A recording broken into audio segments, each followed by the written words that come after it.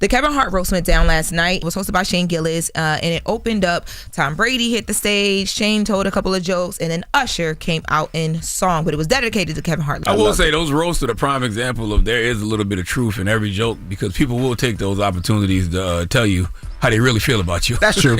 So there's a lot of people that went on throughout the night. Lizzo took the stage. Tiana Taylor took the stage. I want to do Regina Hall. There were some amazing fat jokes said toward Lizzo, but they didn't necessarily hit the same because she's not as big. If she was still as big, they would have really hit. But there were some incredible fat jokes that was said on that stage last night. When he hit her with the Lizzo's here, one battle after another. That's how she feels when she sees a staircase. That was hilarious. Let's take a listen to Regina Hall at roast. There's one special thing that only Kevin and I know about. Kevin's mom, Miss Nancy, God rest her soul, she communicates with me sometimes. Many years ago, do you remember when I called and I told you that she said, don't go to Vegas?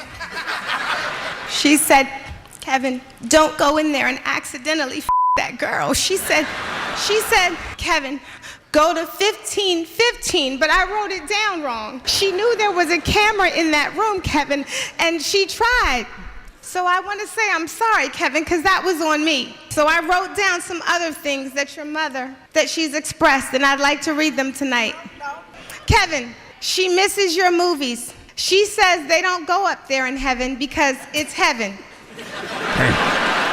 But she said your dad is enjoying them all down where he is. That was very sweet. Now, there's a bit more though, because Regina Hall then, as she's closing out, this whole talking to Kevin Hart's mom from heaven, she closes with a bomb. Let's take a listen to Regina Trains in Heaven. Last thing, finally, Miss Nancy says, thank you all for being here to celebrate my son. I love you, Kevin Hart. Have fun on your big night.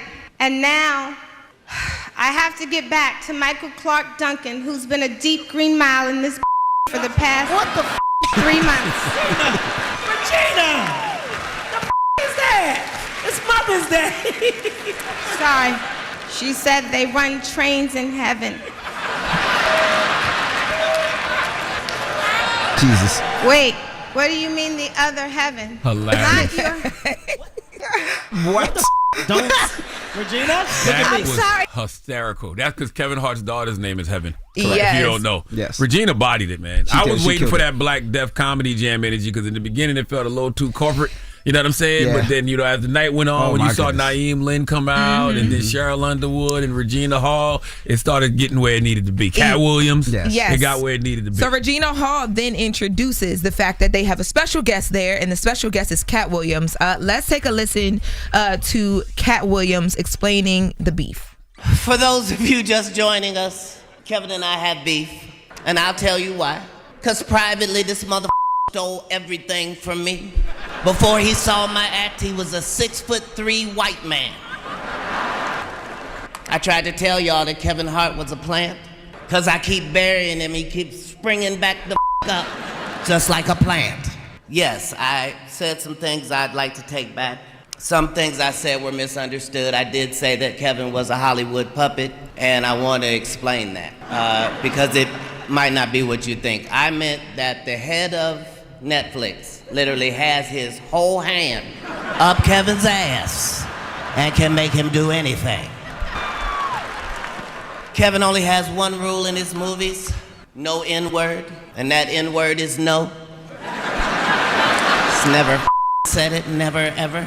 Now, they did have a moment on stage where, because there has been the beef between Kevin Hart and Katt Williams, where they make up. Let's take a listen.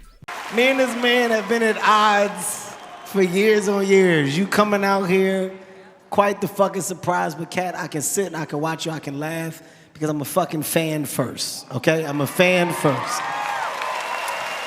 Katt, we have an opportunity in real time, this is live television, to put our fucking beef behind us. I am offering you an olive branch of peace. I want to be a brother. I want to be a friend. Katt, I want to move on. Can we move on, man? Can we move on? Don't be surprised if you see a Katt Williams and Kevin Hart project together in the future. That'd be dope. A movie or something. They're going to get that money and they create some art that's going, have us laughing. That's what they're going to do. Yeah. Yeah, and then it ended, Kevin Hart himself closed it out. He responded back to a lot of the jokes.